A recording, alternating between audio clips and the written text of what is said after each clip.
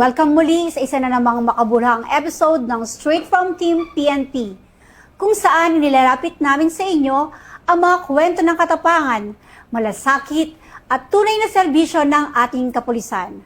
Ako po ang inyong tagapag-ugnay, Police Captain Cherry Vicente. Samahan niyo kami sa isa na namang edisyon ng ating programang Straight from Team PNP Facebook Live, dito sa Police News Network. Sa ngalan po ng pamunuan ng Philippine National Police, sa pamumuno ni Chief PNP Police General Jose Melencio Nartates Jr. at sa leadership ng ating Pangulong Ferdinand Bongbong Marcos Jr., sa Director ng Police Community Relations, Police Major General Roderick Augustus Alba, at sa Director ng Police Community Affairs and Development Group, Police Brigadier General Vina Guzman. Muli, magandang araw po sa inyong lahat. Hindi lamang sa pagpapanatili ng kapayapaan at kaayusan, nangunguna ang ating mga kapulisan. Patuloy nilang ipinapakita ang kanilang husay, disiplina at determinasyon sa iba't ibang larangan. Kabilang na ang sports. Noong July 8 lamang ay matagumpay na ipinanalo ng ating PNP Lady Patrollers ang kanilang laban kontra COMELEC sa UNTV Volleyball League. Isang patunay na ang pagiging pulis ay hindi lamang tungkol sa pagpapatupad ng batas, kundi pati na rin sa pagpapaunlad ng pisikal na kakayahan, teamwork at sportsmanship. Ngayon ay makakasama natin ang ilan sa mga bumubuo ng ating PNP Lady Patrollers upang maibahagi ang kanilang naging karanasan, paghahanda at inspirasyon sa kanilang matagumpay na laban. Welcome po sa Straight from Team PNP Lady Patrollers. Magandang araw sa inyong lahat and Magandang araw po. Yes po, congratulations po sa inyong pagkapanalo. Thank you so Yes, much, ma'am. So bago po nating simulan ang ating kwentuhan, pwede muna tayong magpakilala. Unahin po natin si Lady Patroller. Magandang umaga po sa ating lahat. Ako po si Patrolwoman Meriambe L. Porio from Headquarters Support Service, ang opposite spiker po ng team. Good morning po everyone. I am Micaela Marie Oliveros from Davao City. Ako po yung import ng team, middle blocker po.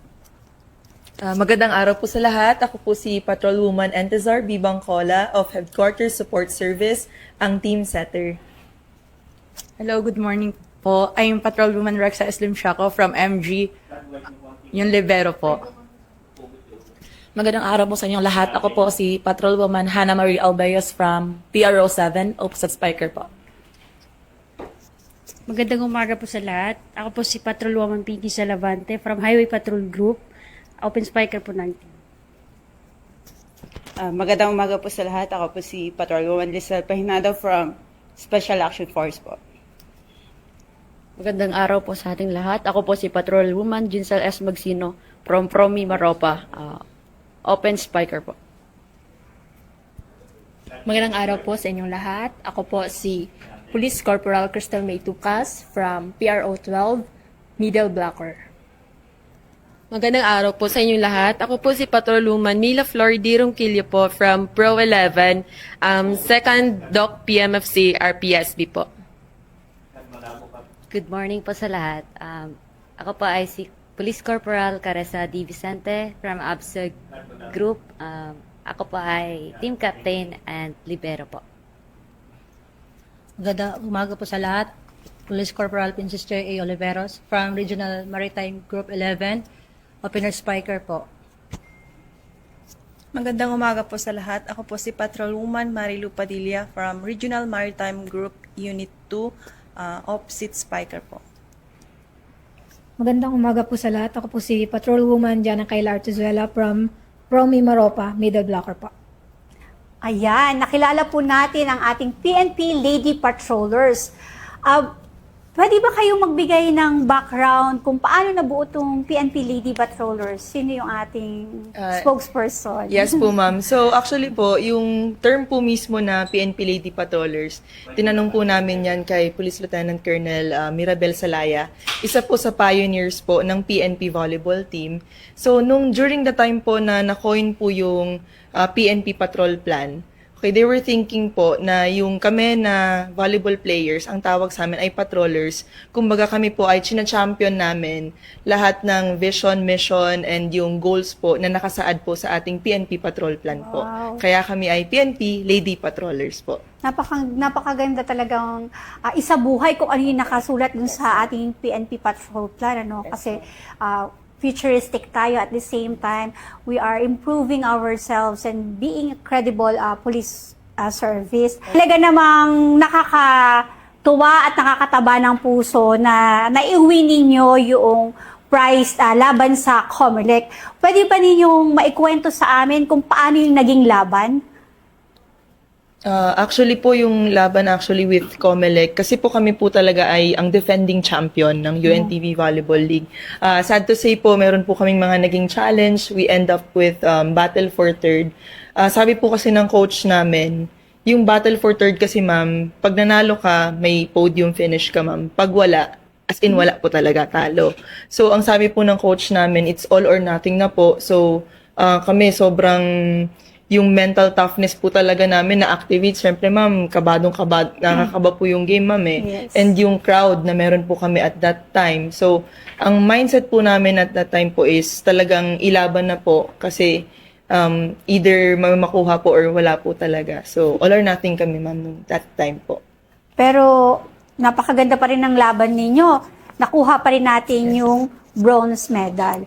Ibig sabihin, hindi lang talaga basta-basta itong lady patroller natin. At the same time, you are working as PNP personnel. Nag-ground tayo. Iba't ibang units ang ating assignment. So, ibig sabihin talaga, during that time, hindi biro-biro talaga yung pinasok ninyong laban, di ba? Yung practice ninyo, yung paghahanda physically. Kaya, malaking karangalan pa rin ang ibinigay ninyo sa PNP.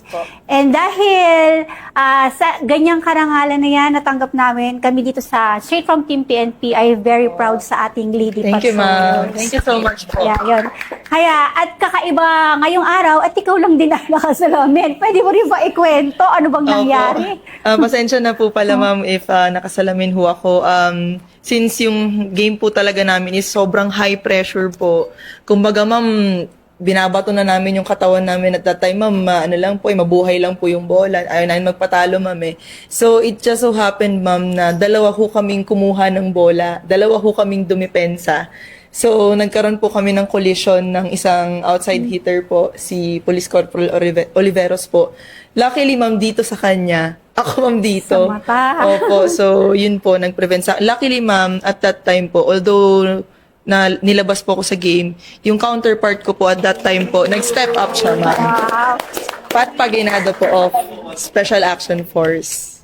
Kaya siya naman ang nagpatuloy ng iyong laban sa loob ng Yes, court. ma'am. Yes, And nakuha natin ang third place. Yes, ma'am. Diba? Ibig sabihin talagang pag may teamwork, Yes, ma'am. parang ano din yan, dahil nagkakaamuyan din kayo para alam ninyo kung ano yung Yes, next move. Though despite that injury, napanalunan pa rin natin. Kumusta naman ang mata mo? Okay na po, ma'am. Dumidilim na po siya. Actually, wala na po yung swelling, ma'am. Pero nagda-dark na po siya. So, tinakpan po natin, ma'am, pagkamalan tayong biktima ng bawsi dito. Takpan ko muna, ma'am. Oh yes, pero ano naman siya, kumusta naman yung mata? Swelling lang ba? Or wala namang masamang pang naidulot yung pagkaka-injury ng mata? Fortunately, ma'am, negative naman po sa CT scan. So, cleared po, ma'am. Cleared po. Okay naman po. Thank God, 'di ba? Kasi para sa bayan din naman yung ating mga laro at magbigay ng kasayahan sa ating mga kababayan. So, kumusta naman yung nakaka-collide dun sa ano? Kumusta naman ang yung Matigas may yung bukol pa ulo. din ba? Konti lang yung bukol ko dito, ma'am. Pero okay lang. Okay naman. Opo, Kumusta ma'am. naman result ng CT scan? Ay, hindi pa ako nagpa-CT scan, ma'am. Kasi wala naman ako naramdaman, ma'am. Okay Matigas naman. to, ma'am. Okay. Laban lang. Laban lang para sa lang. PNP. Kumustahin naman natin yung SAF na humalili kay Bangkola. Pwede mo bang ikwento kung ano yung naranasan mo after nagkaroon ng injury ni Corporal Bangkola? Patrolman Bangkola. Okay naman po, nagampanan ko naman po yung obligation ko, responsibility ko. Tapos, thankful din po ako sa mga kasama ko kasi nakakonect po kami during that time po. Yes. Iba talaga ang connection talaga pag magkakakalala na kayo. Iba talaga yung game. Pero okay lang, huwag kang kabahan. Mas nakakakaba dun sa court. Kwentuhan lang tayo dito. So, yun yung ating challenge natin that time nung lumalaban. So, parang sinabing go for it kasi pwede tayong hindi magkaroon ng place, and yet napatunayan nyo na tayo ay PNP, ang Yes, PNP ma'am. Lady Patrollers. Kaya yan naman, napakinggan po natin ang kanilang kwento during the last game. Kanina nabanggit nyo, kinakabahan talaga kayo kasi pakiramdam ninyo wala nang makukuha kung hindi ibibigay yung all ninyo. Ayan, syempre, bago tayo nanalo, bago tayo nagkaroon ng iba't ibang games, ano yung mga ginawa nating kahandaan para sa UNTV game na to? Actually po, ma'am, very capable naman po and talagang highly competent po yung coaching staff na meron po kami. So, before the league po, maaga naman po nag-send ng notice si UNTV. Nag-design po sila ng training program for us na, kumbaga, yung conditioning po namin, both physically and mental, is okay po and masustain po siya all throughout the league. Kasi 6 months, 7 months po yung duration ng liga. So, yung programming po, yung conditioning po namin is nakaayon po doon. With regard po sa paghahanda namin, ang ginagawa po kasi ng coaches namin, ma'am, is tinitingnan po kung saan kami nagkukulang, saan ho kami nahihirapan. Ano pa yung pwedeng i-improve po. So, nagpo-focus po siya doon. Kasi yung team chemistry, ma'am, actually, we've been together for years na po. May mga key addition lang po kaming players ngayon. Pero yung core ng team is matatagal na po magkakasama. So, dun lang po talaga, ma'am, physical preparation lang po sa umaga, ma'am. So, as early as 5 a.m., ma'am, mag-weights na kami dyan, ma'am, or mag-jogging na kami dyan, ma'am, sa oval, as early as that po. Then, hapon po naman, magbo-ball drills na po kami. So, twice a day preparation and bihira po kami. Actually, may time to rest naman, ma'am. Important pa rin yun. Pero, nag-focus po talaga kami, nag-double time since kailangan namin i-defend po yung title namin, ma'am. Yes. So, ibig sabihin, defending champion talaga kayo. Kaya, Yes, ma'am. by all means, dapat makakuha tayo kasi nasa atin ang corona. So, kaya naman yung mga preparations niyo for 7 months na laro, tuloy-tuloy siya. Talaga, paano nyo nabalanse ang trabaho, ang pamilya, at the same time, itong laban ninyo? Siguro, ma'am, time management lang po talaga and kailangan nakaprioritize po yung kailangan namin gawin. Ano yung mas mahalaga for now na kailangan gawin. And although we still have time for our family naman po, pero very limited po since intact po kami dito sa kampo po. So, time management lang, ma'am, in the morning, konting rest po, and we make sure na we get 8 hours of sleep. It's very important po. So, yung disiplina na meron kami as uniform personnel, it's still within us and pinapractice pa rin po namin although we're playing for now po. So, ganun lang po, ma'am. Yes, napakaganda. Malaking tulong talaga yung disiplina na nakuha natin during the training and with the training para dito sa sports na to. So, mas tumibay pa talaga ang ating paglalaro or yung pagbibigay buhay natin dito sa larangan ng sports na to. During the time of your practice and yung nagsama-sama kayo, ano yung mga natutunan ninyong values aside yung sa loob ng court? Kami first and foremost, ma'am, since volleyball is really a team sport. So, ang inuuna po talaga namin is yung camaraderie. And since galing po kami sa iba-ibang region, iba-ibang culture po, yung pakikisama din po talaga. So, since may mga bago kami, we really had to get to know them better kasi hindi po kami makakapag-function as a team if hindi kami magkakilala, hindi kami makapag-communicate well. So, at times, meron po kaming mga team building activities din po. So, get to know each other well po. Sa values po, yun lang talaga po, makisama, sense of camaraderie, kumbaga, we defend our teammates before anyone else po. So, ganun. Pero hindi naman po sa kasamaan. We defend each other po, as a team lang po, kumbaga. Ganun po. Importante talaga kasi yung camaraderie within teamwork, lalong-lalo na tong volleyball, no? So, itong laro, itong sports na to, since teamwork siya, sino o ano yung nakapagbigay sa inyo ng inspirasyon para ipagpatuloy itong sports na to? First and foremost, ma'am, siguro yung families po namin and karamihan po kasi sa amin, bata pa lang po, nagba-volleyball na po. And yung pride, yung privilege to represent the PNP. Yes. Not everyone can play for the PNP. Hindi lahat nakakapaglaro or ito mismo yung PNP na yung, kumbaga, it's a very big institution and we're representing it. So, may pressure po nakasama doon. At the same time, may responsibility na dapat i-uphold namin yung values ng nire-represent namin na PNP. Yun po, ma'am. Yes. Dahil sa PNP, very disciplined tayo. Dapat naman-manifest natin, nakikita sa aura pa lang and sa pagsuot pa lang ng uniform and even sa pagtindig. Yes, talagang makikita. So, napakalaking institusyon ng PNP na nire-represent ninyo. Kaya, i-give justice with the privilege doon sa binigay sa atin when it comes sa sports na to. And nabanggit mo kanina, bata pa lang kayo, naglalaro na kayo ng volleyball. Yes, ma'am. Sino yung mga idol ninyo? Ikaw, sino idol mo? Ako ma'am, start po nung bata ako, Alaysa Valdez talaga po. Kasi po iba yung humbleness niya sa laro. Yes. O si Vicente. Patrolman Vicente. Corporal Ay, po. corporal na. Naku, pinromote dapat kita. Idol ko po ay si Alaysa Valdez din po. Kasi siya yung phenom ng volleyball po. Yes. Yes. Si Princess Joy po, ma'am. Oliveros. Wow! Kasama yan sa team. O, diba? Iba talaga siya sa court. Pag natutuwan-tuwa sino naman ang na-idolize mo? Si Alyssa Valdez din po.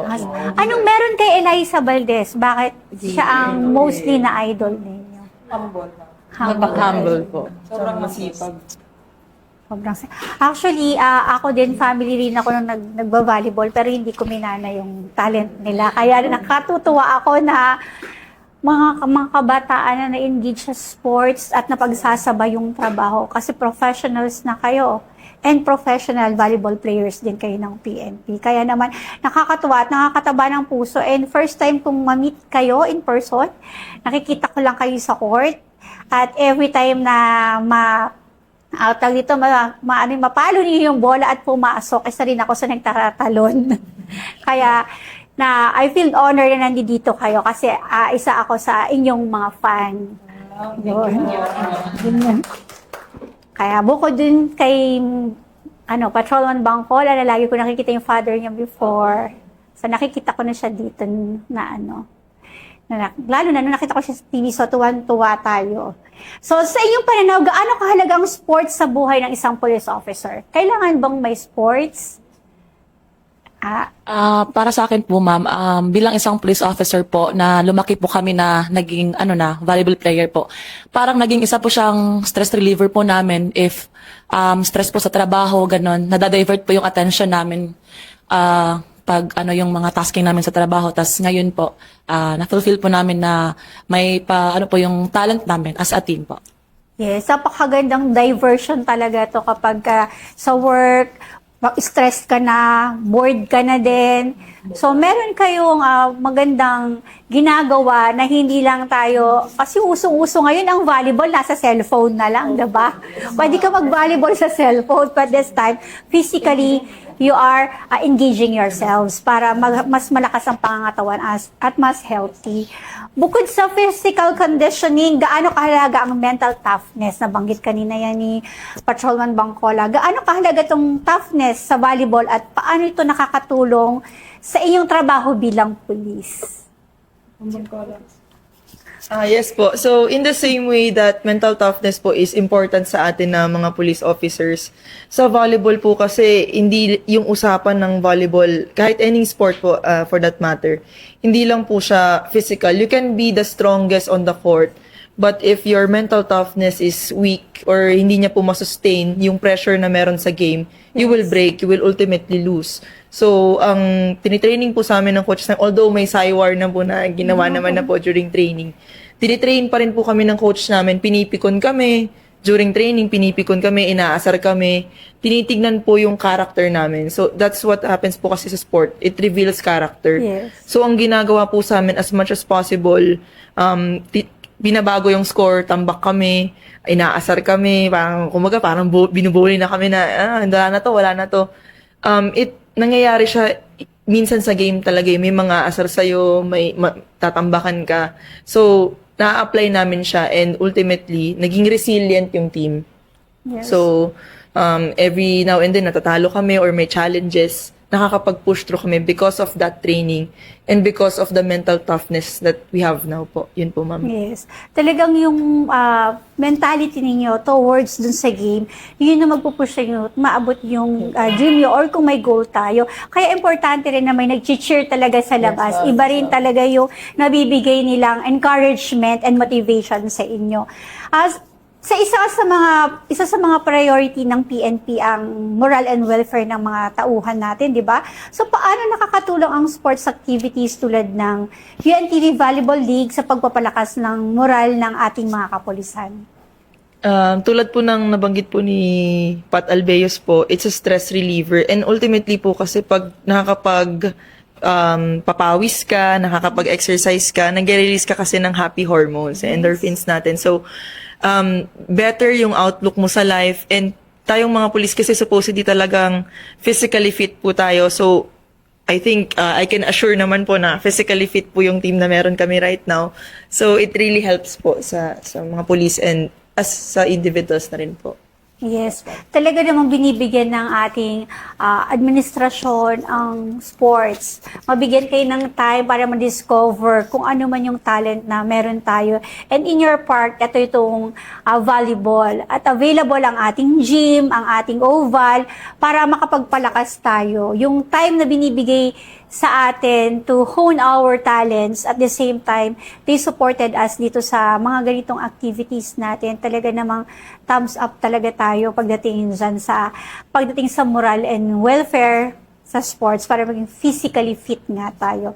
So, sino naman ang nais ninyong pasalamatan? Syempre, hindi naman tayo PNP Lady Patrollers ngayon if wala itong mga suporta na to. Sino-sino ang gusto nating pasalamatan sa mga tagumpay na natamasa natin or nakuha natin?